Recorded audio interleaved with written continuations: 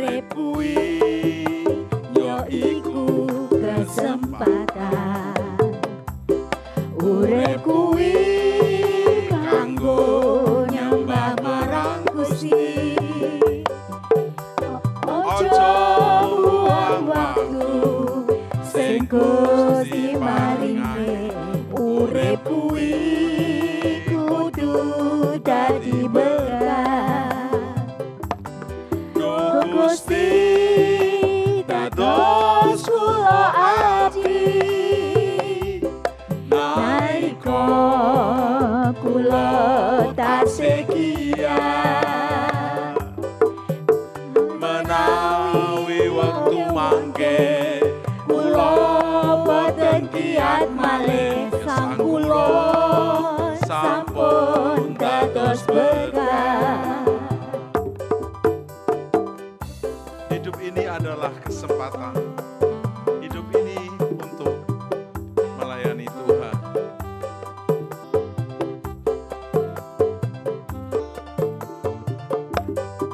Hidup ini Adalah kesempatan. Hidup ini untuk melayani Tuhan. Jangan sia-siakan waktu yang Tuhan beri. Hidup ini harus jadi berkah. Oh Tuhan, pakailah hidupku selagi aku masih kuat. Bila saatnya nanti pengangkatan terjadi, hidup ini sudah jadi berkah. oh Tuhan, Oh Tuhan, pakailah hidupku selagi aku masih kuat. Bila saatnya nanti pengangkatan terjadi, hidup ini sudah jadi berkah. saudara sedaya, urip menika inggih kesempatan. Urip kuwi kanggo nyembah marang Gusti Yesus. Aja buang waktu sing Gusti paringake. Urip kuwi kudu dadi berkah. Nggih.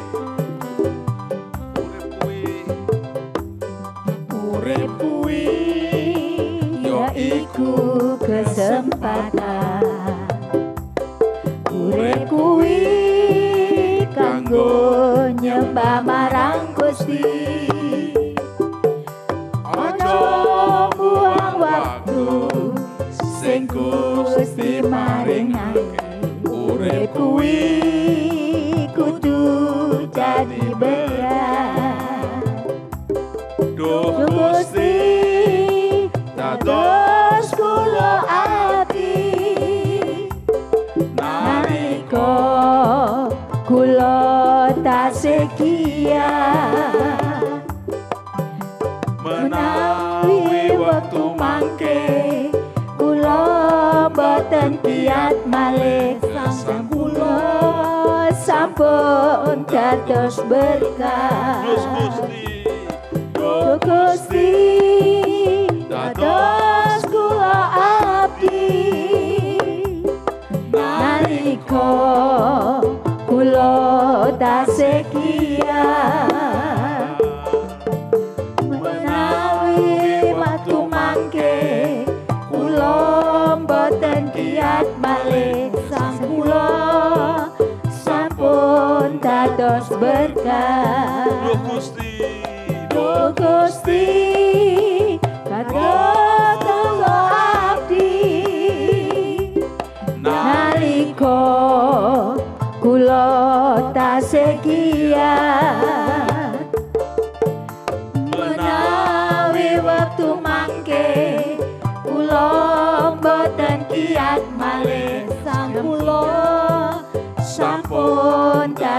berkah.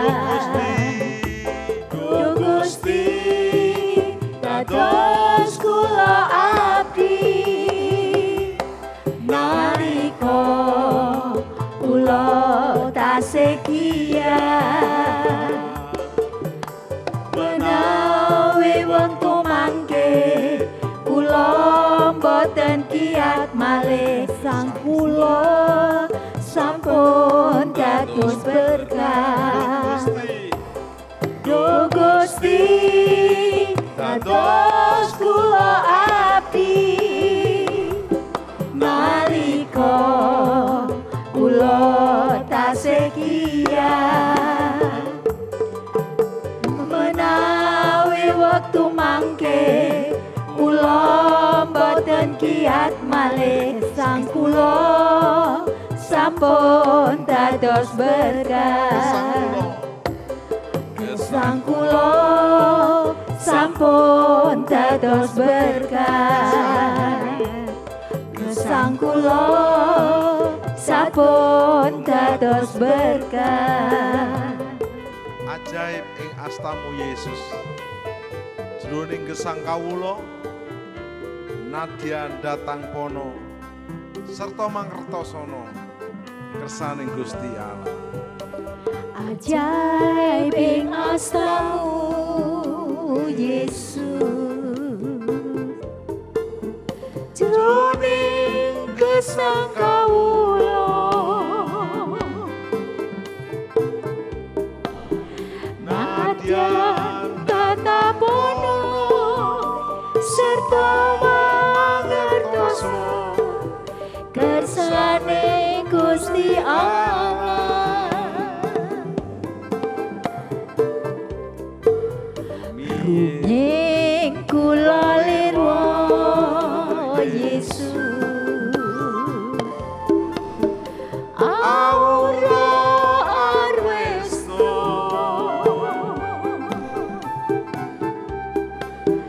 ing manah nelongso kula tanpa daya ngadepi sedaya.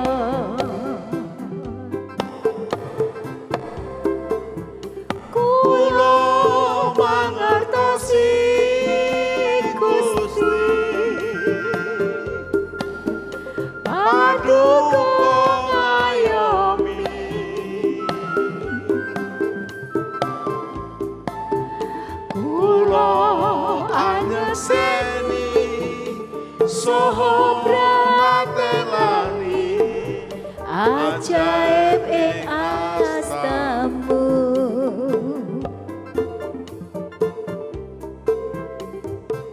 Indah rencanamu Tuhan, indah dan indah. Walau ku tak tahu dan ku tak mengerti semua jalan-jalanmu, tetapi selalu indah rencanamu Tuhan Yesus.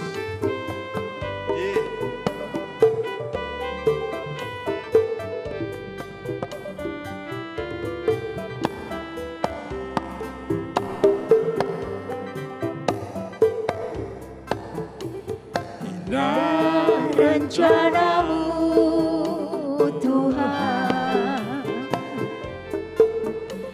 di dalam hidupku.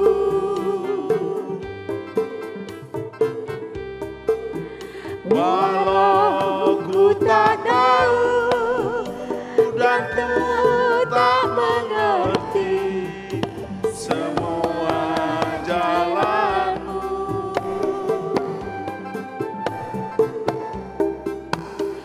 dulu ku tak tahu Tuhan,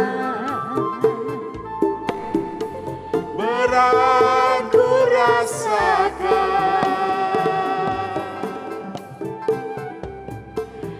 Hati menderita dan ku tak berdaya menghadapi semua.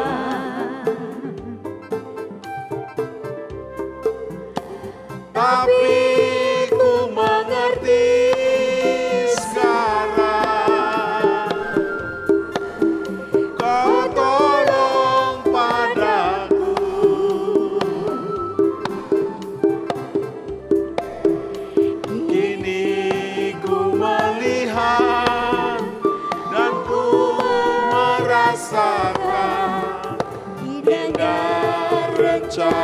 astamu. Tapi ku mengerti sekarang. Tapi ku mengerti. Kula mangertosi Gusti. Paduka ngayomi. Kau tolong padaku. Kula anyekseni saha mratelani. Kini ku melihat dan ku ajaib ing astamu. Indah rencanamu. Monggo sedaya ajaib ing astamu Gusti. Ajaib ing astamu Gusti. Ajaib ing astamu Gusti.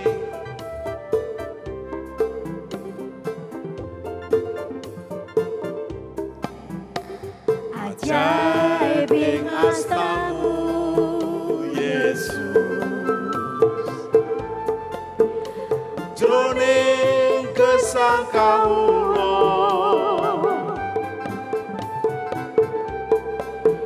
nadyan datang prono serta mangertoso kersane Gusti Allah.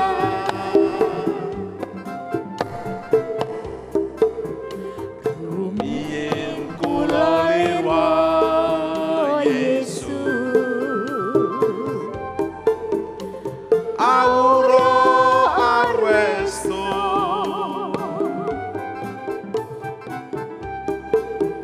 ing mana nelongso kula tanpa daya ngadepi sedaya.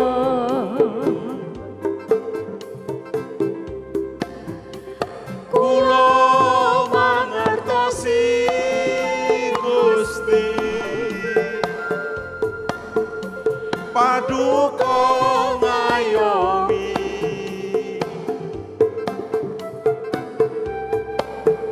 kula anyekseni saha mratelani ajaib ing astamu.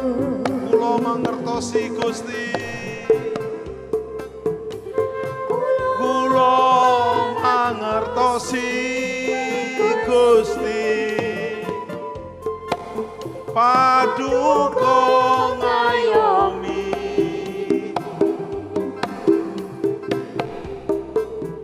kula anyekseni saha mratelani Ajaib ing astamu. kula anyekseni kula anyekseni saha mratelani Ajaib ing astamu. sepisan malih kula anyekseni kula anyekseni saha mratelani Ajaib ing astamu.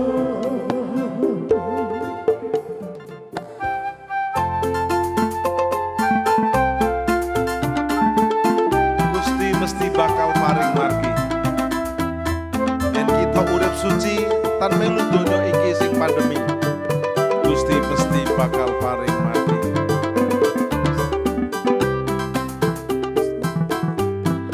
Gusti mesti bakal paring margi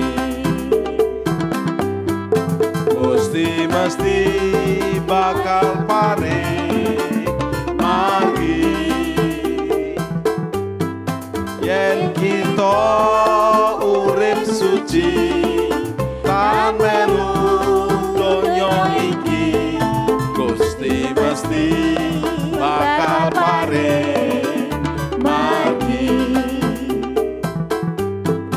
Gusti mesti bakal paring margi Gusti mesti bakal paring margi yen kita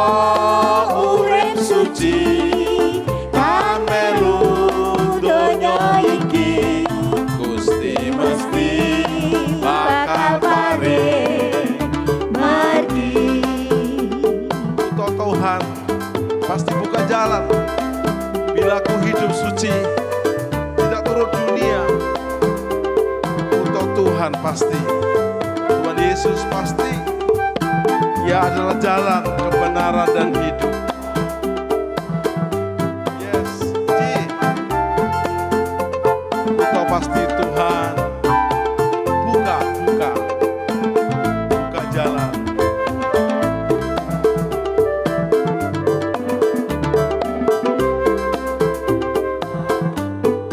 Ku tahu Tuhan pasti buka jalan. Ku tahu Tuhan pasti buka jalan. Bila ku Hidup suci, tidak turun dunia. Ku tahu Tuhan pasti buka jalan. mesti paling margi, Mesti bakal paring margi. ye Gusti bakal paring yen kita urip suci, Yen kita urip suci, tak melu donya iki, mesti bakal paring margi. Gusti mesti Bakal paring margi. Yesus adalah jalan, margi. Yesus adalah kebenaran, Yesus adalah hidup. Yohanes 14 ayat ke-6. Yesus pasti buka jalan. Bila ku yen kita urip suci, tak melu donya iki, Gusti mesti bakal paring margi. Kuto Tuhan Pasti buka jalan. Mari angkat tangan kita bersama. Ku tahu Tuhan pasti buka jalan. Bila ku Bila ku hidup suci, tidak turun dunia. Ku tahu Tuhan pasti buka jalan. kita urip suci, yen kita urip suci, tak melu donya iki, Gusti mesti bakal paring margi. Yen kita urip suci, tak melu donya iki, Gusti mesti bakal paring margi. Gusti Mesti bakal paring margi. Mesti bakal paring margi. Amin. Matur nuwun. Salam penyembahan.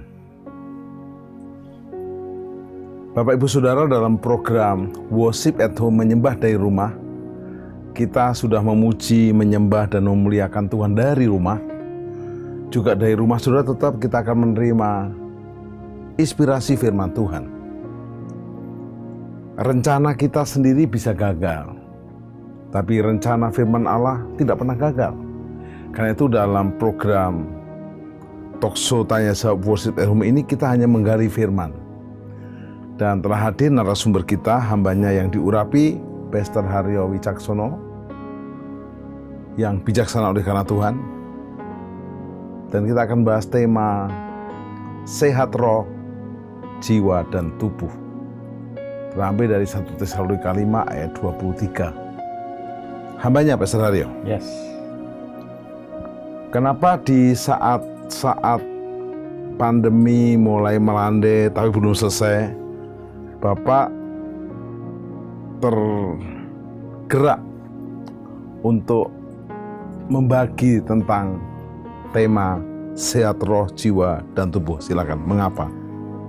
Baik, terima kasih Bapak Ibu saudara yang dikasihi Tuhan. Memang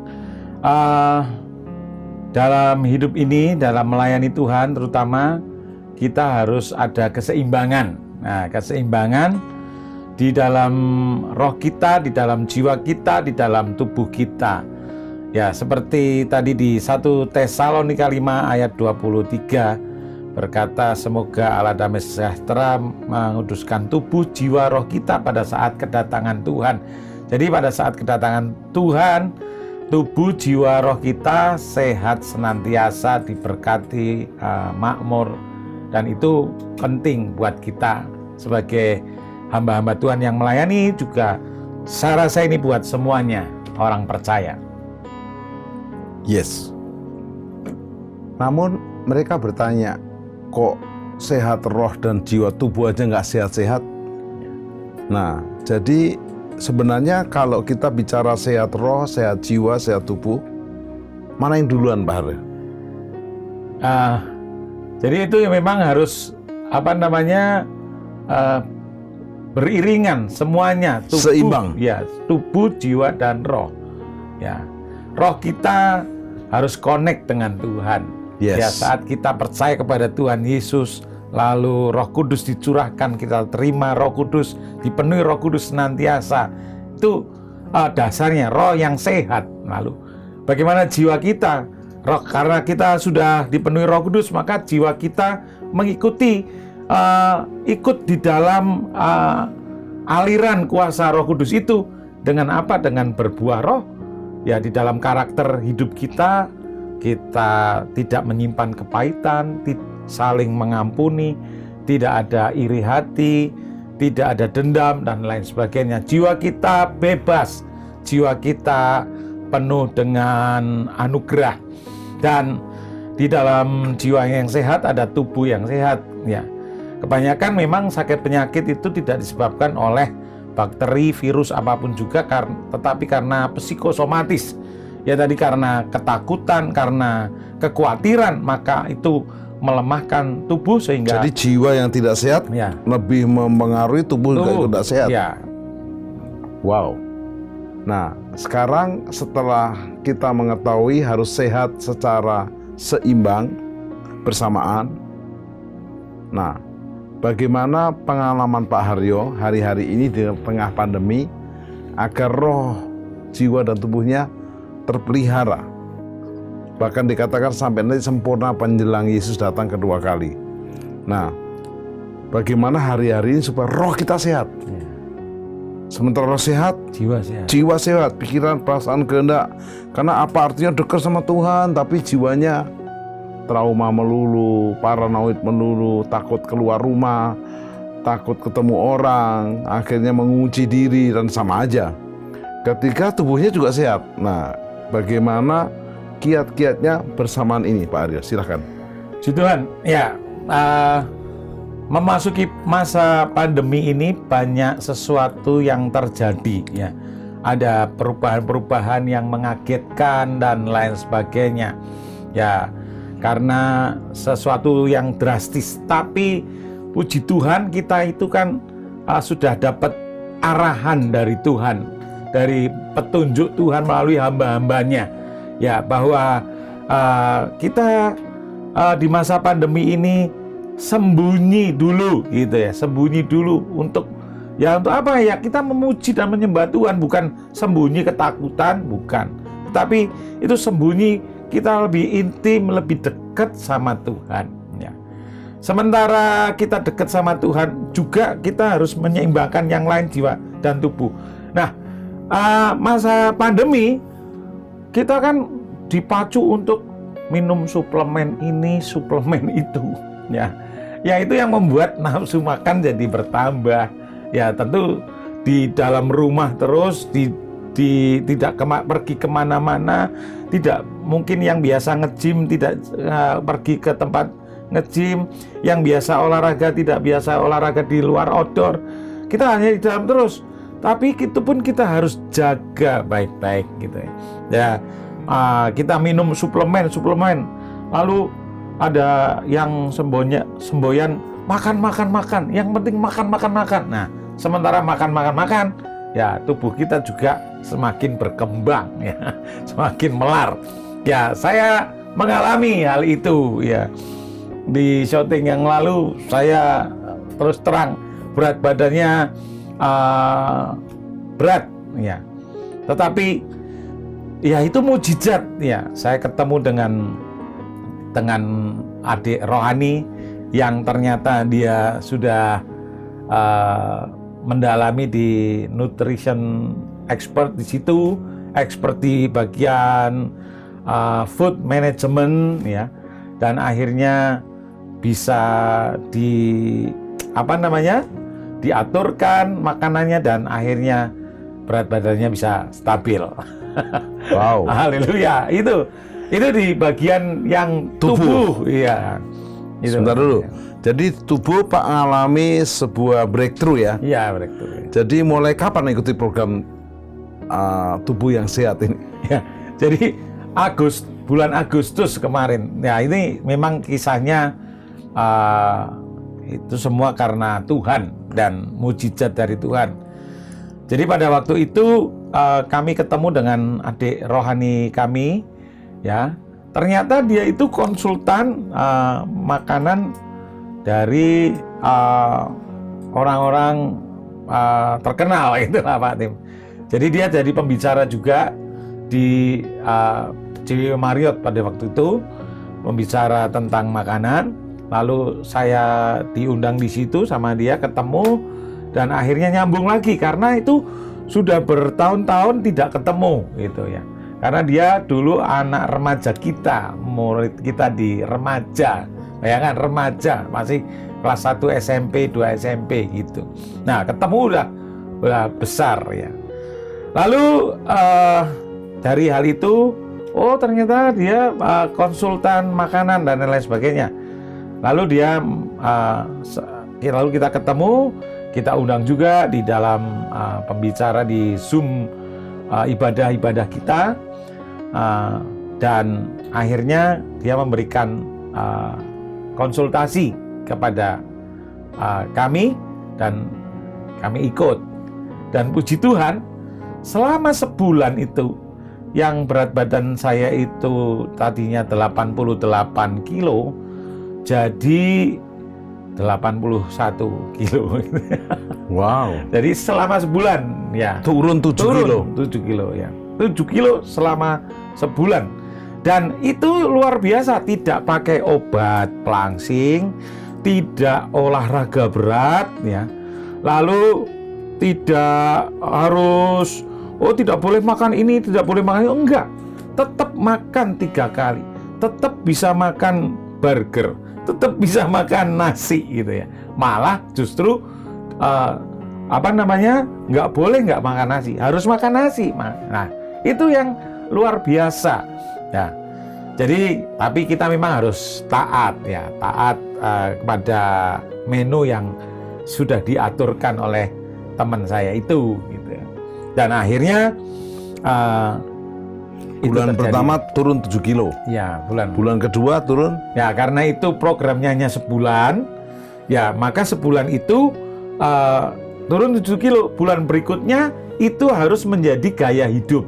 Ya, dari gaya hidup kita selanjutnya. Kenapa? Karena itu pengaturannya untuk sebulan. Karena itu berkaitan dengan berat badan awal. Ya, berat badan awal, lalu hasil lab kita, asam uratnya bagaimana, tekanan darahnya bagaimana. Nah, kalau diulang menu itu untuk bulan berikutnya tentu sudah berbeda lagi. Jadi tidak bisa. Jadi itu gaya hidupnya ya, gaya hidupnya itu bagaimana. Ya, memang kuncinya Bapak Saudara, kita misalkan aja kita beli martabak manis 1 loyang gitu.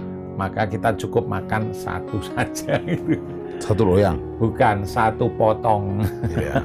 Kalau dulu kan kita makan 3 potong, 4 potong masih oke gitu. Tapi memang Kalau makan durian cukup 1 butir aja. hanya 5 butir aja. 5 butir 5 saja. butir. Wow. Saya sudah 2 tahun nggak makan durian, boleh makan ya? Ya boleh makan, ya boleh 5 makan. butir Ya. saja. Wow. Nah, gitu ya. Terus sekarang bulan kedua turun 3 kilo. Ya, turun. Jadi total 10 kilo ya? Total 10 Happy kilo. banget. Haleluya. Gimana perubahan turun 2 bulan 10 kilo? Itu tidak hanya mempengaruhi berat badan, tetapi juga mempengaruhi metabolisme di dalam tubuh saya. Tadinya asam urat itu 8 terus terang. Kadang-kadang sakit, tapi puji Tuhan setelah ikut ini turun semua normal ya. Asam urat normal. Tekanan darah normal. Tekanan darah memang saya tidak pernah tinggi dari dulu, normal. Iya. Jadi semuanya oke ya, normal. Dan badan ringan ya? Badan ringan. Bisa terbang sekarang? Bukan, kalau naik sepeda itu dulu ngos-ngosan terus terang. Tapi setelah ini olahraga naik sepeda biasa aja, malah bisa lebih jauh. Itu dahsyat. Ya. Wow. Jadi tubuh sudah sehat sekarang. Puji Tuhan. Tidur cukup, Tidur cukup. makan cukup. Wow.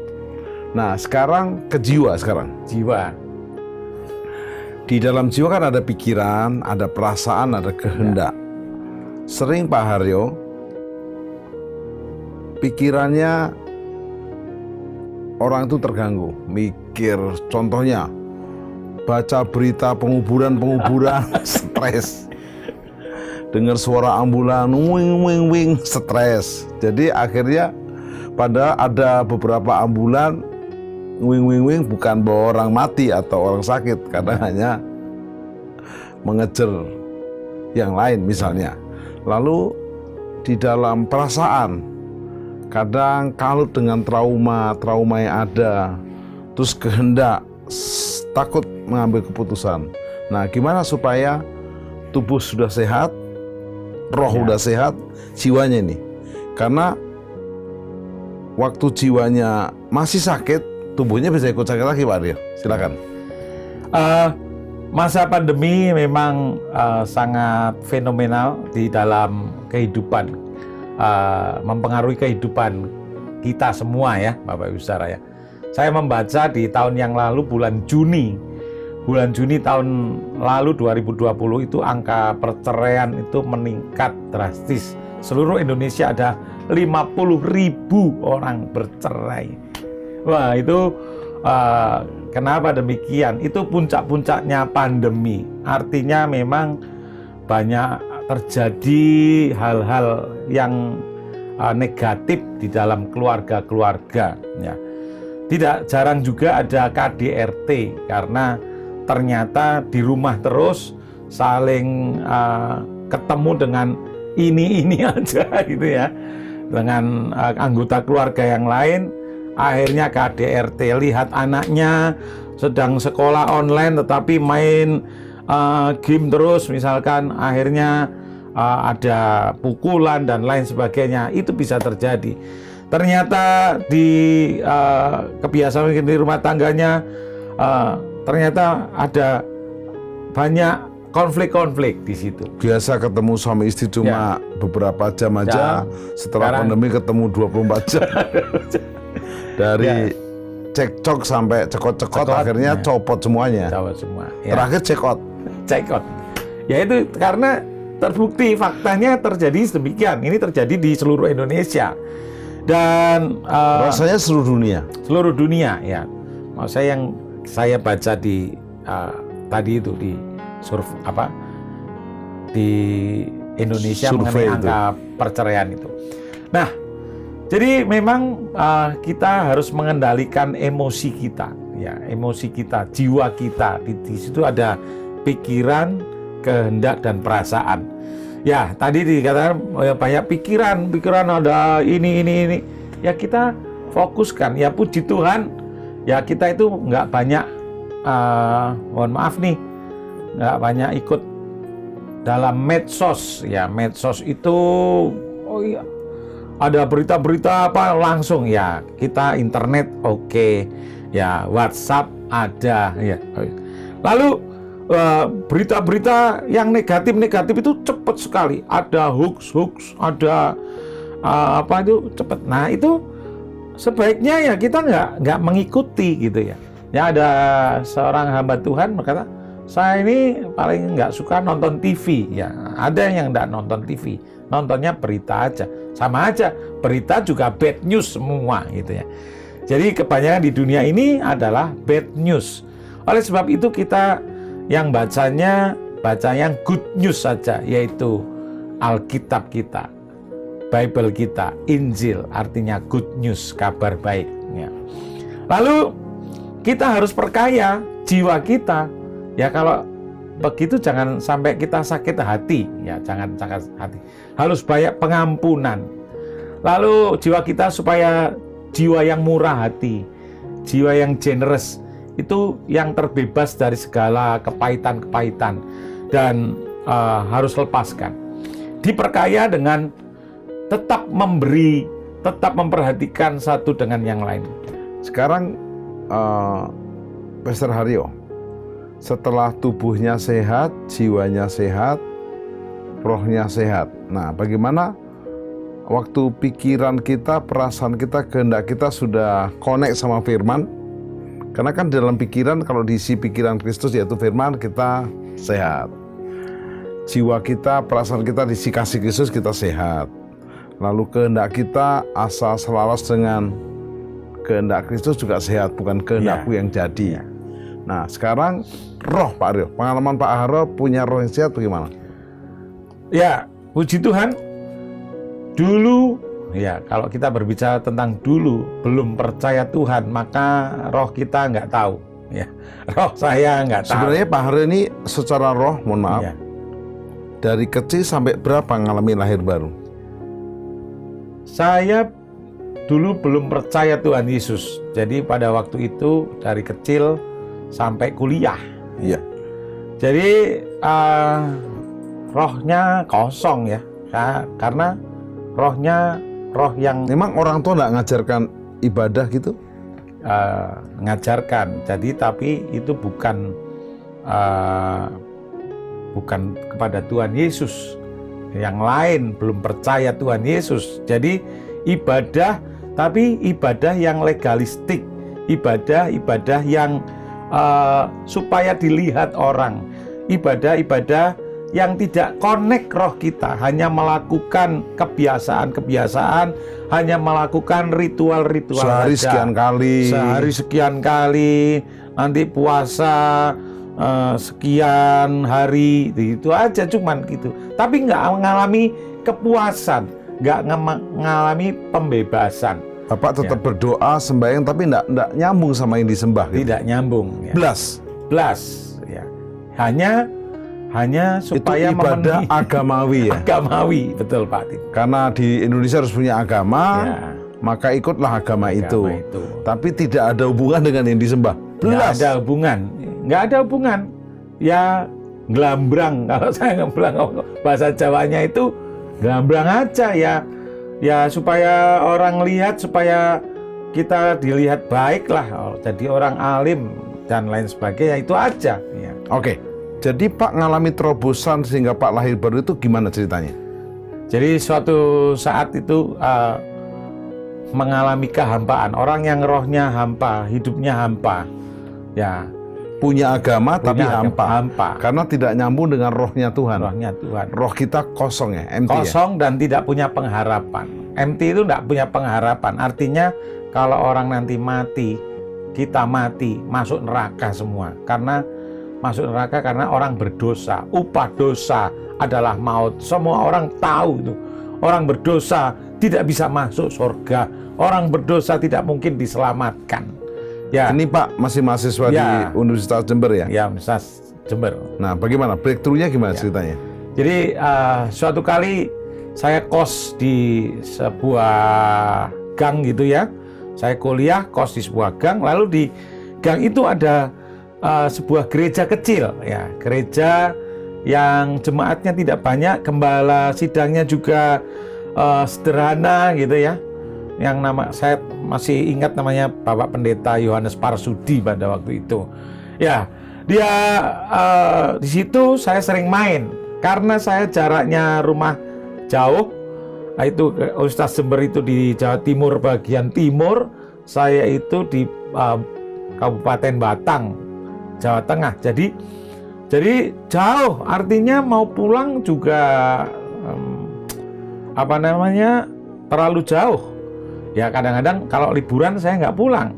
Nah karena liburan nggak pulang, saya main ke gereja, main dengan Pak Pendeta, sama-sama dengan Pak Pendeta di situ, ya bantu di situ, main badminton, ya karena dia bisa dijadikan teman, ya. Akhirnya di sebuah ibadah Natal saya diundang untuk hadir dan memang saya pada waktu itu membantu juga di situ, di Bapak Pendeta itu punya perintisan, ya. Lalu akhirnya saya datang. Nah pada waktu datang di ibadah Natal itu ada seorang pembicara, itu saya ingat hamba Tuhannya itu datang dari Amerika, Pak Tim. Ya dia misionari dari Amerika, namanya Pastor Ron Paris. Ya, Ron Paris itu sedang menyampaikan firman Tuhan, ada yang menerjemahkan. Lalu tapi Ron Paris ini luar biasa, dia juga bisa bahasa Indonesia juga. Lalu akhir khotbah dia menantang jemaat yang belum percaya untuk percaya. Pada waktu itu saya duduk di belakang. Pada waktu menantang, saya tidak tahu bagaimana saya angkat tangan. Saya mau yang angkat tangan berdiri, gitu kan. Saya angkat tangan. Pertama ditantang untuk percaya. Ya, pertama ditantang untuk percaya. Siapa yang mau percaya Tuhan Yesus, gitu. Tanpa saudara Pak angkat tangan. Ya, saya angkat tangan. Saya duduk di belakang. Karena di dalam firman Tuhan yang disampaikan itu roh Tuhan menyentuh hati saya dan oh ya benar, ini jalan keselamatan yang aku tunggu-tunggu, dan aku dijamah Tuhan, aku menangis. Saya pada waktu itu benar-benar merasakan hadirat Tuhan. Saya angkat tangan. Lalu yang angkat tangan silahkan bangkit berdiri. Waduh. Saya tolak kiri kanan. Udah ada yang berdiri. Ya, tapi enggak tahu ada yang jongkrok kan kali. Saya bangkit berdiri. Secara spirit kan, bukan manusia kan. Bukan, ya, jongkrok kan. Spirit ya. Berdiri. Lalu setelah itu hamba Tuhan itu tidak berhenti, ya. Yang sudah berdiri silakan maju ke depan gitu. Wah, ini tantangan iman. Bayangkan, wah saya malu dong gitu ya. Saya pikirannya malu dong. Tapi saya berkata, saya tidak apa-apa. Ini seumur hidupku, aku mau menyerahkan hidup buat Tuhan. Lalu saya maju ke depan. Sementara saya maju ke depan, itu jemaat berdiri semua, saudara. Berdiri dan mendoakan saya. Karena mereka tahu, saya ini bukan orang Kristen. Saya ini bukan orang percaya. Dan akhirnya saya dituntut. Dan yang maju Pak sendiri ya? Saya sendiri. Ya. Ya, saya waktu sendiri. tahu Pak maju sendirian enggak sempat goyang gitu, mau mundur atau enggak? Udah mantep karep. Iya. Akhirnya didoakan terima Tuhan Yesus, suruh menirukan, dan hari itu saya mendapat kasih karunia yang luar biasa. Saya mendapatkan sukacita yang dahsyat luar biasa. Itu langsung kesaksian. Bapak terima Yesus dan berapa lama lagi dibaptis? Dibaptis kira-kira 4 bulan kemudian, karena pada waktu itu Natal, jadi pas hari Paskah gitu saya dibaptis. Wow. Ya. Dan yang menarik, yang bikin kolam Pak sendiri. Jadi pada waktu itu memang gereja belum ada kolam baptisannya. Lalu kita sepakat dengan teman-teman pemuda yang lain, kita bangun kolam baptisan sendiri, ya, ngaduk semen sendiri, pasang ubin sendiri, dan airnya mompa sendiri. Setelah selesai dibaptis, diselamkan sama gimana Pak Pendeta. sukacita roh Bapak waktu itu? Haleluya. Jadi kita mengalami pembebasan. Roh kita, saya bisa connect sama Tuhan. Saya bisa menyembah Tuhan. Dia Allah yang omnipresent, Allah yang maha hadir, Allah yang menjamah, Allah yang ada di dalam kita. Dialah Yesus Kristus, Tuhan saya yang dahsyat luar biasa. Oke, Pak Haryo, waktu Bapak memilih roh Bapak connect dengan roh Tuhan, Bapak bertobat, terima Yesus sebagai juru selamat, lalu Bapak rohnya nyambung dengan Tuhan, Ya. sukacitanya luar biasa, tapi ada resiko kan dari keluarga, Ya. dari orang tua, dari kakak atau siapa, gimana? Apa yang terjadi? Ya itu tadi, sehat tubuh, sehat roh, jiwa dan tubuh. Ini kalau orang disakiti, kalau rohnya belum dijamah Tuhan, maka tentu kejahatan dibalas kejahatan, ya. Ya, kejahatan dibalas kejahatan, tapi karena rohnya udah diubahkan. Ya, seperti Tuhan Yesus pada waktu disalib, ampuni mereka Tuhan, karena mereka, ampuni mereka, aku mengampuni mereka karena mereka tidak tahu apa yang mereka perbuat. Jadi itu yang kita alami, walaupun kita dikucilkan, walaupun kita nggak dianggap, walaupun kita nggak dianggap sebagai saudara, tapi pengampunan ada, dan saya juga terbebas dari hal itu semua. Gitu, Pak. Apa resiko fisik yang Pak terima waktu itu? Resiko fisik nggak ada, penganiayaan sih, Pak. Tapi cuman ya itu jalan yang kamu ambil, ya udah kami hands up, silakan kamu urus sendiri. Ya, biaya kuliah urus sendiri dan lain sebagainya gitu. Warisan nggak dapat, biaya sekolah nggak dapat lagi, Ya, tapi toh tetap dipelihara tetap Tuhan. dipelihara Tuhan. Wow. Haleluya. Dan akhirnya dapat bonus ya. Di situ ada wanita yang cantik jadi istri. Gimana ceritanya? Haleluya. Ya. Loh, disambung. Ada bonusnya. Ya, puji Tuhan. Ya. Jujur, bertobat dulu atau ketemu calon istri dulu? Bertobat dulu, Pak. Saya dipercaya Tuhan dulu. Jadi bukan karena Ya. pacar ya, bukan ya? Bukan. Harus diluruskan ya. Gimana? Setelah bertobat sekian bertobat, lama, ya. baru ketemu Ya. Bu Marta. Ya, jadi kita satu gereja di situ, pelayanan sama-sama di situ, melayani sebagai guru sekolah minggu. Akhirnya kita ketemu di situ, yang akhirnya menjadi istri saya. Jadi bukan karena ketemu istri menjadi Bukan. percaya Yesus, bukan ya? Bukan. Nah, ini penting urutannya ya. Bukan ketemu cewek langsung karena cewek itu jadi ikut Tuhan, bukan. Tapi kalaupun itu ada yang case seperti itu, no problem. Orang ketemu Tuhan lewatnya mana-mana, Pak Tim. Iya. Ya, Mana-mana Tuhan panggil. ya mana-mana Tuhan panggil. Tapi kalau kasus Pak Ari Iya. adalah bertobat dulu, Iya. setelah melayani Iya, baru melayani, dapat bonus. Wow. Sekarang Pak Haryo, teman-teman yang mengikuti program Worship at Home ini bertanya-tanya, yaitu Pak Haryo sudah lancar semuanya, roh sehat, tubuh sehat, jiwa sehat. Tapi kami ini, masalah keluarga kami tidak selesai.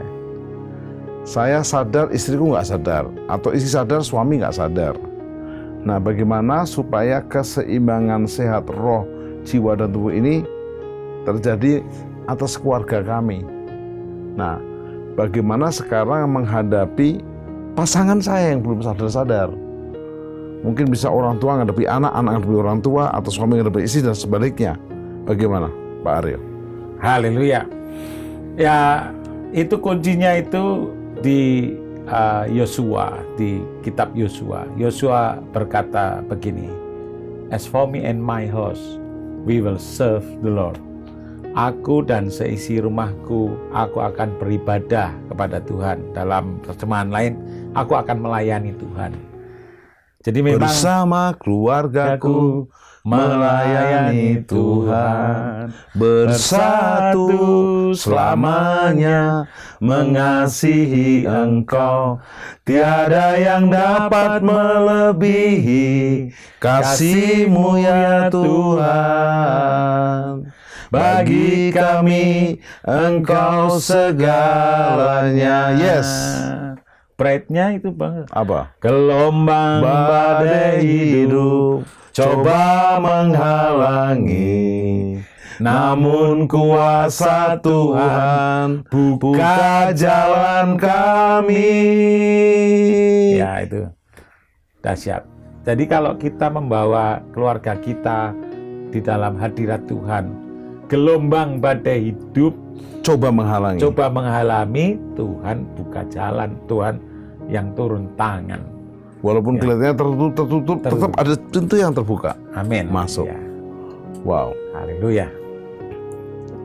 Kalau sudah terlanjur nih Pak Aryo, terlanjur cekcok dan keluarga nggak bisa dipulihkan, bagaimana? Supaya sehat roh, sehat jiwa, sehat keluarga, sehat tubuh. Wah, ini case by case ini Pak. Iya.